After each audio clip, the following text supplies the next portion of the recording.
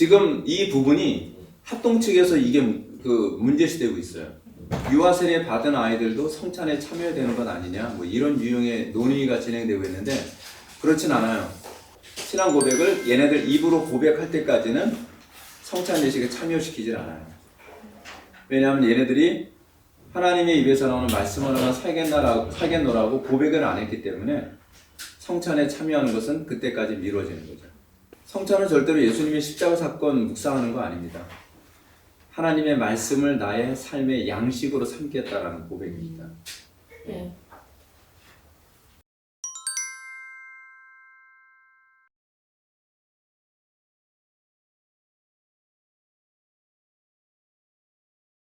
왜냐하면 그게 교회의 질서이기 때문에 그래요. 왜냐하면 각자의 차이가 많이 있지만 그 차이 때문에 질서가 무너지면 안 되잖아요. 그렇기 때문에 교회의 질서를 그렇게 잡았고요. 또 하나 아주 중요한 부분인데 어떤 사람이 설교를 들었는데 난 그렇게까지 하나님 말씀을 양식으로 삼고 싶지가 않은 거예요. 마음이 좀 굳어져서 그렇게 하면 내가 손해가 얼만데 그렇게 하면 내가 얼마나 사람한테 멸시를 당할 수도 있는데 뭐 그런 생각이 들잖아요. 그런 사람들 향해서 성례 때 그런 얘기하는 거예요. 양심의 가책이 있는 사람은 성례에 참여하지 마십시오. 그 얘기가 그 얘기예요. 근데 사람들이 잘못 알고서 전 지난주에 불경건하게 살았고요. 네, 회개하지 않고. 근데 그런 사람이 오히려 성례에 참여해야 될 사람들이에요. 말씀으로 살겠다고. 칼빈이 기독교학에서 그렇게 아예 노골적으로 얘기하고 있어요. 여러분들이 만약에 한 주 동안 불경건하게 살아서 너무 마음이 가난해지고 난 정말 저렇게 살고 싶은데 안 됩니다 하는 사람이야말로 정말 성례에 참여해야 될 사람들입니다. 그러나 성례를 참여하면서 난 그럴 의향이 없어 하면서 성례를 참여한다는 것은 그리스도의 살과 피를 욕되게 함이라고 얘기해요. 그래서 그런 사람들은 성례에 참여하지 마십시오라고 해요. 왜냐하면 그런 사람들 중에서 아프거나 약해지거나 잠자는 자도 있도다. 그래서 오히려 성례에 참여하고 나서 더 망가지는 사람들이 있다. 우리가 사도신경에서 고백하는 것 중에 뭐냐면 우리는 우주적 교회를 믿사옵니다. 거룩한 공교회와 그래서 우리는 공교회를 믿거든요. 그게 캐톨릭이에요. 캐톨릭이라는 말이 정관사를 쓰게 돼 정관사 덜을 붙여서 그 대문자 C로 해가지고서 캐톨릭이라고 할 경우에는 로만 캐톨릭을 얘기하는 거고요. 우리는 소위 캐톨릭주의 뭐냐면 우리는 공교회주의를 믿는다는 거예요. 그러니까 개교회주의가 아니라 내 교회만 잘하면 되지가 아니라 모든 같은 프로테스탄트 교회가 하나의 지체임을 우리가 인식하고 우리 교회만 막 내 방식대로 예를 들어서 얘는 좀 신앙이 좋은 것 같으니까 얘는 10살 때도 성찬에 참여하게 하지 그게 아니라 우주적인 교회의 유니티를 형성하기 위해서 이 질서를 다른 교회들 때문에 같이 지켜주는 거예요. 연합이 되니까. 그렇죠. 그래서 우리가 다른 교회가 잘못됐을 때 같이 아파하고 또 이 우주적 교회의 이 개념 때문에 다른 교회가 이단적으로 가르치고 설교하게 되면 우리가 어느 교회가 설교가 잘못됐다라고 얘기하는 건요 정죄하기 위해서가 아니라 그 교회가 신앙 고백의 울타리에서 벗어나지 않도록 지켜주기 위한 방식이에요. 우리가 이 우주적 교회관이 없으면요 자꾸 개교주의로 합니다. 내 교회만 잘 되면 되는 거고 옆 교회 망하든 뭐든 관심이 없고 남의 교회 자꾸 뺏는 거에 자꾸 관심이 갖고 그런 현상이 자꾸 나타나는 거거든요. 근데 이 우주적 교회관 때문에요 얼마나 교회가 아름다워지는지 몰라요. 그리고 이제 이 우주적 교회를 실질적으로 감각할 수 있는 때가 언제인지 아세요? 예배입니다. 우리는 예배를 지상에서 하는 거라고 생각하죠. 예배에는 성찬까지 포함을 하는 거예요. 칼빈은 뭐라고 얘기하냐면 우리는 성찬을 하면서 우리의 마음이 들려 하늘에 올라간다라고 얘기를 해요. 근데 그 얘기가 무슨 얘기냐면 하나님의 임재를 경험하면서요 이 성찬과 또는 예배가 지상에서의 예배가 아니라 이미 천사에서의 예배와 연합됨을 공적 예배에서 느낀다는 거예요. 근데 그게 언제 느끼냐? 성령의 임재 때 느껴요. 그래서 우리는 이게 우리만의 예배가 아니라 천상에서의 예배가 하나가 돼가고 있구나 라고 하는 걸 느끼는 거죠. 그게 이제 성령께서 강하게 임재할 때만 그걸 감지할 수 있죠. 그래서 교회의 공교회주의가요 그냥 이론적인 문제가 아니라 실제로 다른 교회에 대한 사랑이 생겨요. 저 교회도 잘 가야 되는데, 저 교회도 부흥해야 되는데, 한국 교회 이렇게 무너지면 안 되는데, 미국 교회도 소중한데, 이런 얘기가 나오는 거예요. 우리가 이제 공교회를 믿사오며라고 고백하는 것에 관해서 소위 그 세대주의자들 또는 재침례파 쪽에서는 굉장히 이 부분을 공격을 많이 하거든요. 봐라, 니네들 사도신경 고백하면서 가톨릭하고 한성소가 아니냐.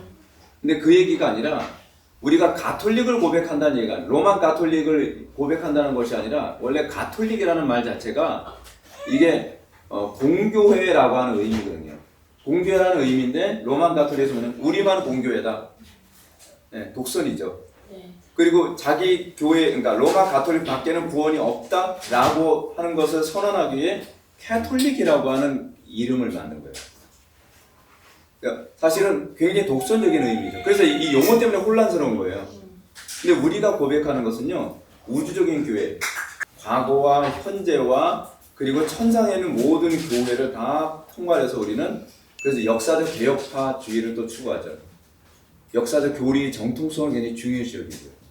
예, 그렇게 가는 거예요. 기독교가 굉장히 치밀합니다. 예. 근데 이 부분이 거의 무시가 돼가고 있고 거의 가르쳐지지 않으니까 무슨 구멍가게 같이 느껴지잖아요. 예. 이런 거 이해해두는 건 성도들이 신앙생활한테 굉장한 유익이 있습니다. 네.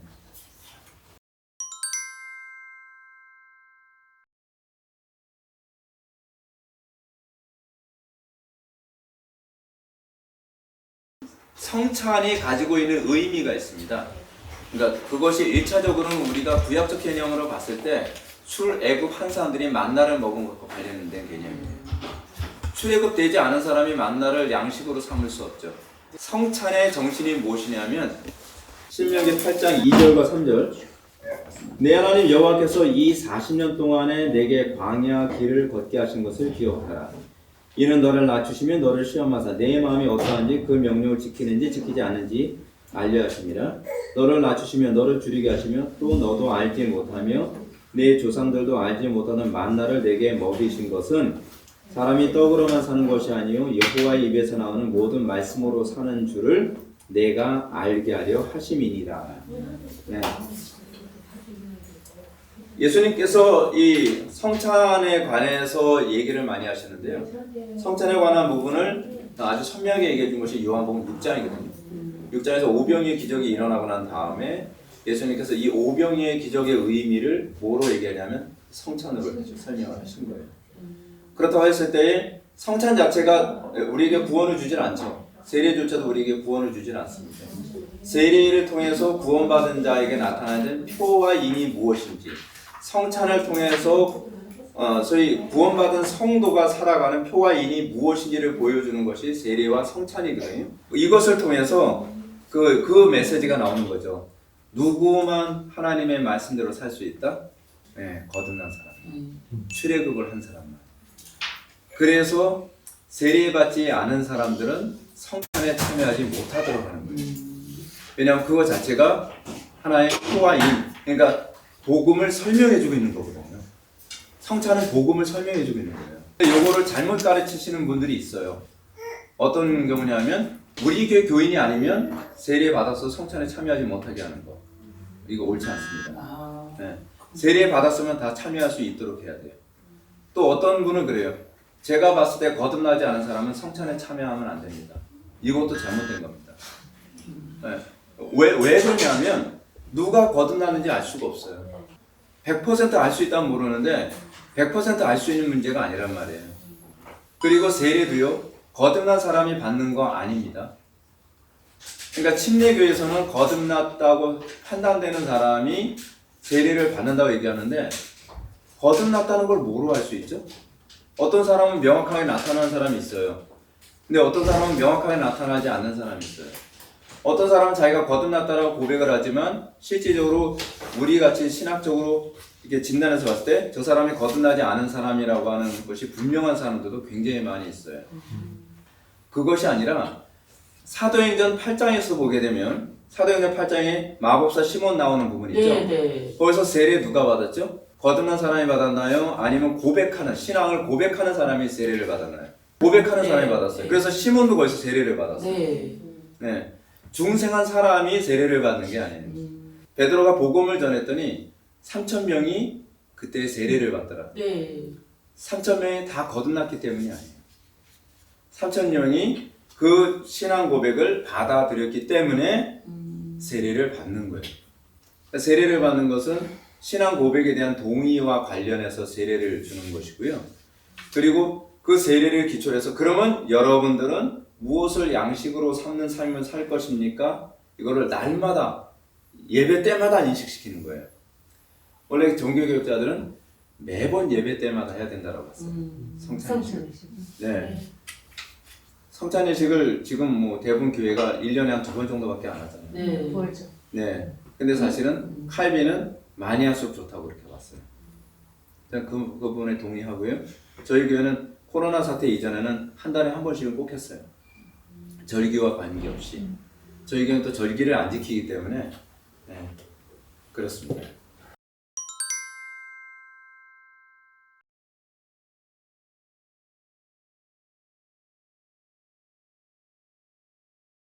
우리 개혁파 성찬예식은 뭐냐면요, 이거요. 성찬예식을 할 때 설교를 해요. 설교를 하는데 여러분들이 이제껏 애굽의 양식으로 여러분들의 생명을 유지하셨고 애굽의 양식으로 여러분들의 삶을 유지할 수 있다고 생각하는 것을 포기하시고 이제는 하나님의 입에서 나오는 말씀으로 내 삶이 유지된다는 고백을 하시기 바랍니다.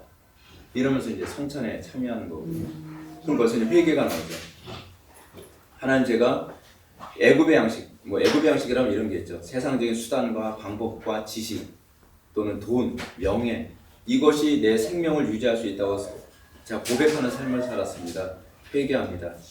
이제는 제가 오늘 말씀을 통해서 이 부분에서 제가 하나님 말씀대로 따르겠습니다. 거기서 그 고백이 일어나요. 그러니까 성찬예식은 꼭 뭐하고 똑같냐면 이런 거예요.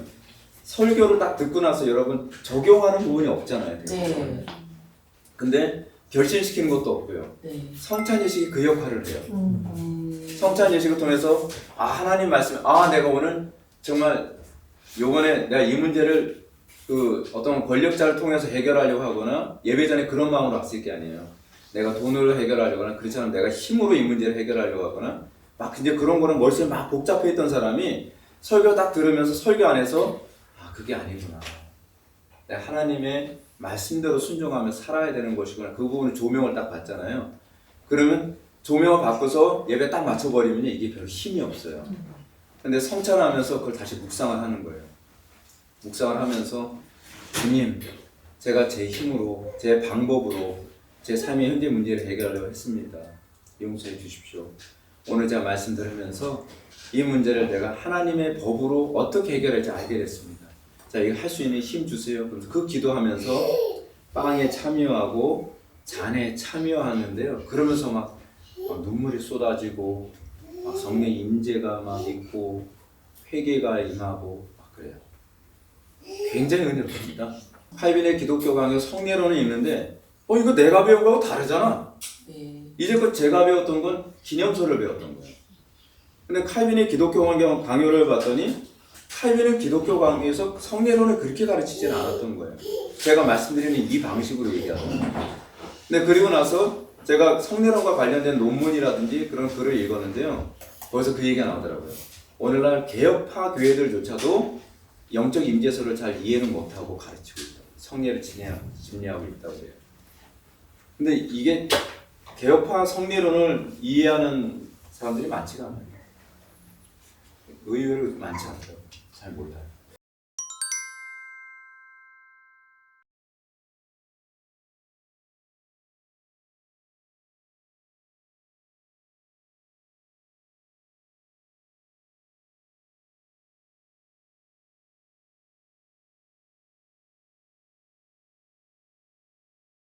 우리 한국교회 안에서 착실하게 믿음 생활을 잘했다라고 하는 기준이 뭐예요?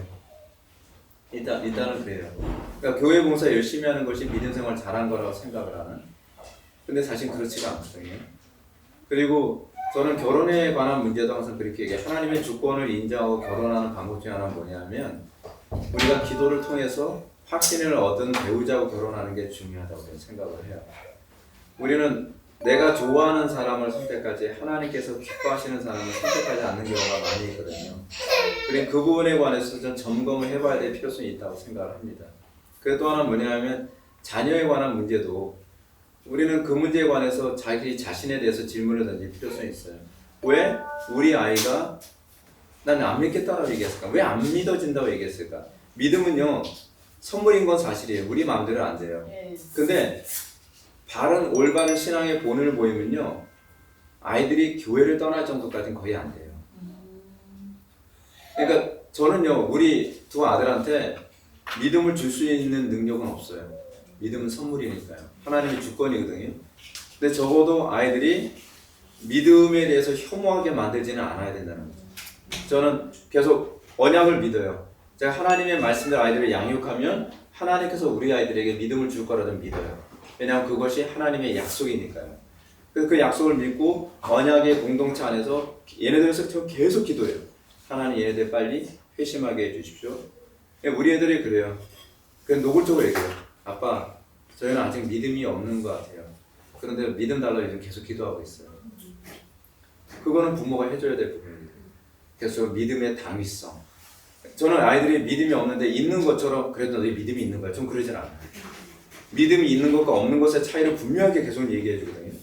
근데 아이들이 그러니까 자기가 목사 아들들이지만 얘네 둘이 믿음이 없다는 걸 알아요. 우리는 아직 거듭나지 않은 것 같아요. 목사님 아빠 설교 들어보니까 저희는 아직 믿음이 없는 것 같아요. 근데요 저희 맨날 믿음 달라고 기도해요. 그 모습이 참 아름답지 않아요? 그 확실한 게 좋잖아요. 그러니까 부모가 역할을 어떻게 했냐는 굉장히 중요하다고 생각이 들어요.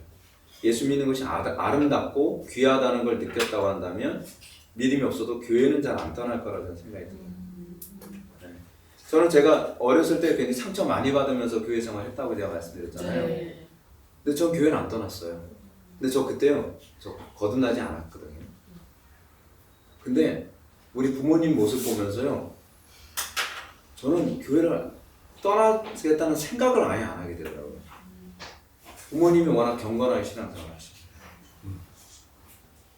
그러니까 부모님이 하나님의 영광에 대해서 어떻게 모습을 보였느냐를 좀 점검을 좀 해봐야 되지 않나. 네, 그런 생각이 들어요. 교회에 대해서는 회의를 많이 품었지만 신앙에 대해서는 회의를 풀지 않았습니다. 네.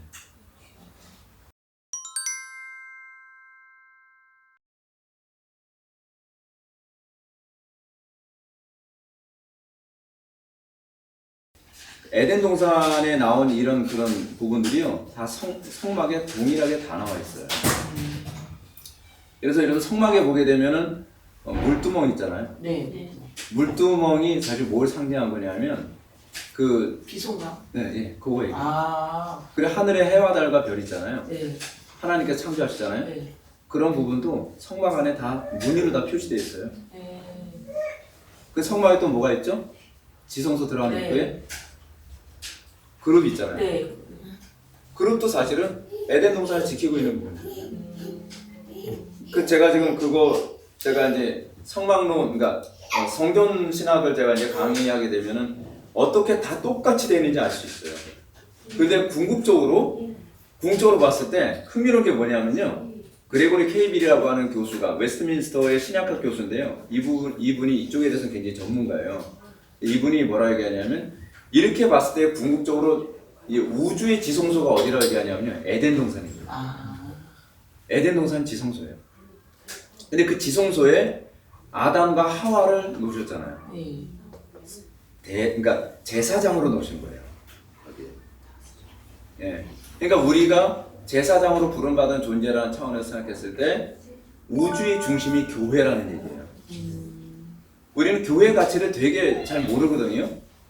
교회가요 역사의 중심이에요. 지금 실질적으로 전 세계에서 일어나는 이 뭐 일루미나티, 프리메이슨 뭐 이런 음모론 같은 얘기 있잖아요. 다 배후가 뭔지 아세요? 종교전쟁이에요. 궁극적으로 기독교와의 싸움에 관한 문제가 여러 가지로 계속 변형이 돼서 예전에는 종교개혁 당시에는 이제 기독교를 이제 공격하기 위해서 나왔던 것이 제수이트거든요. 제수이트가 이제 원래 만들어진 배경이 뭐냐면 종교개혁 당시에 종교개혁이 한참 일어나고 나서 한 수십 년이 좀 지나고 나면서 트렌트 종교회의라는 게 이제 생겼어요. 트렌트 종교회의 때 이제 안티 프로테스탄트라고 하는 그런 종교적 합의를 도출해내고요.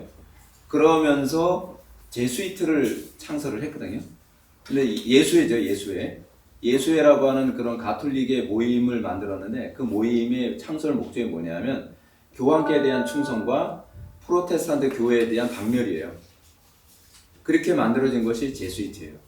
근데 그 제수이트에서 내부에서 계속 발전한 것이 프리메이슨과 일루미나티. 근데 프리메이슨과 일루미나티 이런 조직이 그냥 가상의 조직이 아니라요. 실제로 프랑스 대혁명 당시의 배후의 조직이었어요. 그래서 프랑스 대혁명 당시에 이 프랑스 혁명 선언서 같은 거 있었잖아요. 거기 보면 한쪽에는 프랑스의 어떤 상징 그거 마크 있었고 한쪽에는 프리메이슨 마크가 있었습니다. 네. 마르크스주의 사상도 사실은 그쪽과 관련을 맺고 있어요. 이게 실제로예요. 그리고 실제로 마르크스주의를 중심으로 해서 마르크스가 사실은 원래 공산주의 사상을 만든 이유가 뭐냐면요. 이 사람은 원래 기독교인이었거든요. 마르크스가 기독교인이었는데 아버지가 마르크스를 너무 잘못 키웠어요. 해달라면 해달라는 대로 다 해줬어요. 근데 마르크스가 자기 욕구를 절제하는 법을 배우지를 않은 상태에서 크다 보니까 어느 정도로 욕구를 절제하지 못하게 만들었냐면요. 아버지가 얘가 그 당시에 얘니까 얘가 유학 생활을 할 때 마르크스가 사용했던 돈이 그 당시 화폐 단위로 700 뭔가예요. 근데 그 당시에 700이면요. 어느 정도 액수였냐면 그 당시 독일에서 유학 생활할 때 독일에서의 한 300 정도의 액수면은 일반 5%인가 0.5%인가의 상류층들이 버는 수준에 1년 동안 버는 돈이에요. 그거를 마르크스한테 부모가 용돈식으로 이렇게 준 거예요. 근데 이걸 맨날 탕진하면서 산 거죠. 근데 마르크스한테 그렇게 잘해줬는데도 마르크스가요, 자기 부모 별로 좋아하지 않았어요. 저 노인네 언제 주고? 그래야 내가 저 재산 다 가질 텐데. 그랬단 말이에요, 마르크스가. 근데 마르크스가 사치는 이건 고치기 굉장히 힘들거든요. 낭비벽이. 결혼하고 나서도 낭비벽을 고칠 수 없어서요. 자기는 호화 생활하면서 자식은 굶어 죽였어요. 영양실조로 죽고 막 그랬거든요. 근데 이런 사고방식을 가지면서 마르크스가 어떤 생각을 했냐면 자기 욕구가 채워지지 않으니까 하나님에 대해서 반감을 갖기 시작했어요.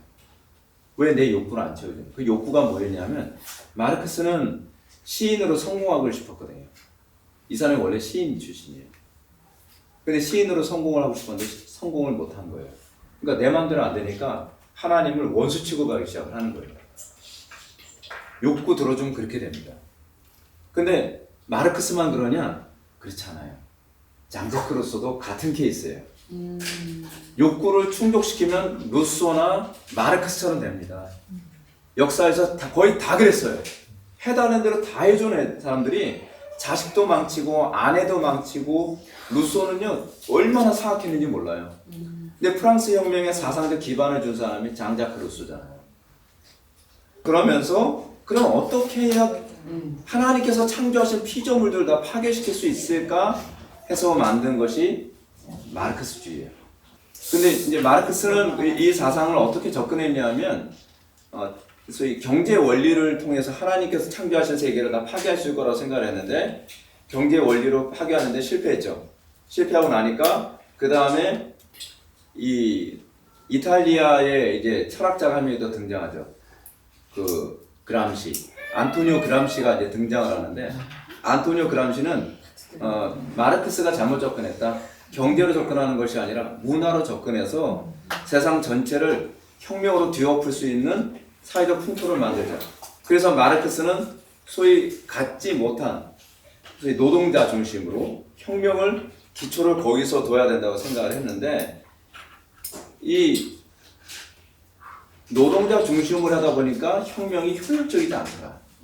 그러면 지식인 중심으로 혁명을 추구하자. 그래서 안토니오 그람시는 그렇게 해서 문화 막시즘으로 가기 시작을 하는 거예요. 근데 목표가 뭐냐면 우리는 그렇게 생각해요. 아니 왜 쟤네들은 저렇게 하면서 다 세상 사람 다 못 살게 그러잖아요. 궁극적 걔네들 목표가 그래요. 걔네들이요. 너 죽고 나 죽자예요. 다 죽는 게 목표예요. 우리 기독교는 다 살리자는 게 목적이고요. 근데 쟤네들은 나 혼자 잘 살고 다 죽이는 거고요. 우리는 우리를 스스로 부인하면서 다 살리는 게 목적이에요. 완전 정반대예요. 참 신기하죠. 그래서 세상은요, 딱 항상 이 두 개의 구조예요. 종교 싸움이에요. 종교 싸움. 겉으로는 정치로 보이고 겉으로는 정치 문제로 보이는데요. 그렇지 않아요. 정치나 문화의 문제가 아니라 지식의 문제가 아니라 사실은 처음부터 종교 싸움이었습니다. 이게 역사의 흐름이에요. 큰 흐름이에요. 그리고 더 흥미로운 게요. 궁극적으로 그런 우주적 요소를 다 갖춘 게요. 사람이에요. 사람이 성전이잖아요. 그러니까 구약 시대의 성전에 관한 개념은 무엇이냐면 이거예요. 하나님과 교통할 수 있는 통로의 개념이에요. 그래서 하나님께서 우리를 세상의 빛이라고 한 이유는 뭐냐면 우리를 통해서만, 교회를 통해서만 하나님이 드러난다는 개념이에요. 그게 성전의 개념이거든요. 그러니까 히브리인들은 하나님께 통할 수 있는 유일한 길은 성전이라고 그렇게 생각했어요. 그래서 이 개념이 어디서 나오냐면 구약의 시편에서 우리가 고난당할 때 성전을 향하여 기도한다. 이런 개념이 거기서 또 나오는 거예요. 이게 다 성전 신학과 관련된 개념입니다. 그래서 교회가 망가지면 세상이 같이 망가져요.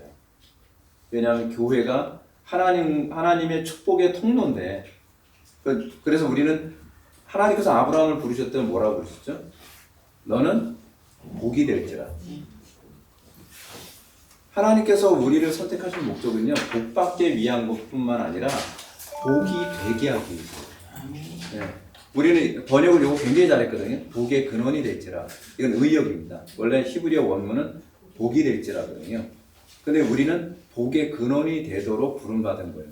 근데 자꾸 예수 믿고 천당만 자꾸 얘기하니까 내가 있는 영역에서 가정과 직장과 캠퍼스 각자의 영역, 거기가 소명지거든요. 자꾸 사람들이 이런 질문해요. 저한테. 목사님, 저는 어디에 소명을 받았을까요? 어디 있는데? 네가 있는 가정이 소명지고 네가 있는 직장이 소명지고 네가 있는 캠퍼스가 소명지인데 거기서 네 역할만 잘하면 되는 거야. 우리 자꾸 거창하게 생각하잖아요. 근데 내가 있는 그 영역에서 우리는 소명을 받았다고 생각하죠. 내 아내에게 또는 내 남편에게 내 자녀에게. 그래서 제가 우리 자녀들 보면서 내가 얘네들한테 복의 근원이 돼야 될 텐데 얘네들이 저에게서 태어났잖아요. 그래서 저는 우리 아이들을 이렇게 생각을 해요.